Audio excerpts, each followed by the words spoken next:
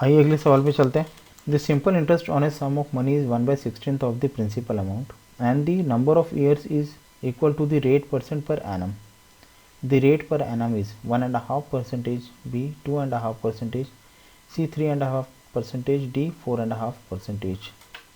ठीक है, तो क्वेश्चन क्या कह रहा है, simple interest on a sum of money. ठीक है, एक अमाउंट पे सम ऑफ जो है, कोई अगर आप अमाउंट मान रहे हैं, प्रिंसिपल अमाउंट पी मान रहे हैं, तो उसका सिंपल इंटरेस्ट क्या बोल रहे हैं, 1/16 टाइम्स ऑफ प्रिंसिपल। अगर उसने कुछ अमाउंट इन्वेस्ट किया, अब मान लीजिए अगर आपने 16 रुपीज़ इन्वेस्ट किए, तो उसका सिंपल इंटरेस्ट कितना है, 1/16 इंटू 16 1 रुपीज़। ठीक है, 1/16 टाइम्स ऑफ प्रिंसिपल उसका सिंपल इंटरेस्ट है। और यहाँ पे नंबर ऑफ ईयर्स क्या है, रेट के बराबर है। ठीक है, number of years is equal to the rate percentage per annum. तो यहाँ पे अगर आप रेट निकाल लीजिए, टाइम निकाल लीजिए, दोनों बात बराबर है, क्योंकि यहाँ दोनों चीज़ इक्वल बताई गई है क्वेश्चन में।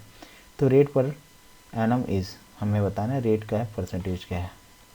तो यहाँ पे देखिए, प्रिंसिपल को हम मान लेते हैं पी। ठीक है, आप कोई नंबर भी इसको एज्यूम कर सकते हैं। जैसे कि मैंने आपको एग्जांपल पहले ही दीजिए कि 16 अगर आप मानते हैं, तो आप पी को आप 16 मान सकते हैं। प्रिंसिपल को 16 मानेंगे तो ऐसा ही आपको कितना हो जाएगा, 1/16 इंटू 16 1, ऐसा ही आपको हो जाएगा 1। ठीक है, लेकिन हम यहाँ पे प्रिंसिपल पी मान के चल रहे हैं। ठीक, एज्यूम करते हैं पी है। ठीक है, हमारा प्रिंसिपल पी है, सिंपल इंटरेस्ट क्या हो जाएगा, 1/16 इंटू पी, जो कि क्वेश्चन में दिया है। Simple interest is equal to 1/16 times of P, principal amount. Rate और टाइम हमें बराबर दिया गया है। ठीक है, rate is equal to time. तो हमें पता है कि फॉर्मूला सिंपल इंटरेस्ट का होता है principal rate into time upon 100।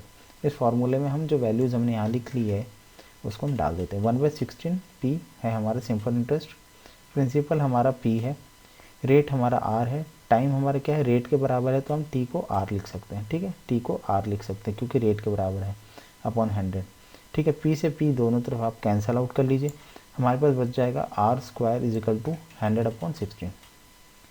अगर आप दोनों तरफ स्क्वायर रूट करेंगे तो आपके पास बच जाएगा, अगर दोनों तरफ स्क्वायर रूट कर लेंगे तो आपके पास बचेगा 10/4।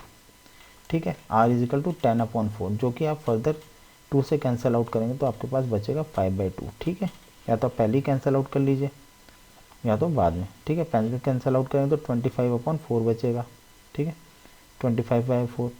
ठीक है, ये आपकी इच्छा, आप कैसे सॉल्व करना चाहते हैं। 10/4 को आप फर्दर सिंप्लीफाई करेंगे तो 5/2 बचेगा। ठीक है, तो ये हमारा रेट आ गया 5/2%। यहाँ पे लेकिन मिक्स फ्रैक्शन में रेट दिया हुआ है, तो आप 5/2 को मिक्स फ्रैक्शन में कन्वर्ट करेंगे तो 2.5% ऑप्शन बी आपका सही आंसर है। तो आशा करता हूँ आपको समझ में आएगा। तो लाइक, शेयर और सब्सक्राइब जरूर करें। Thank you for watching.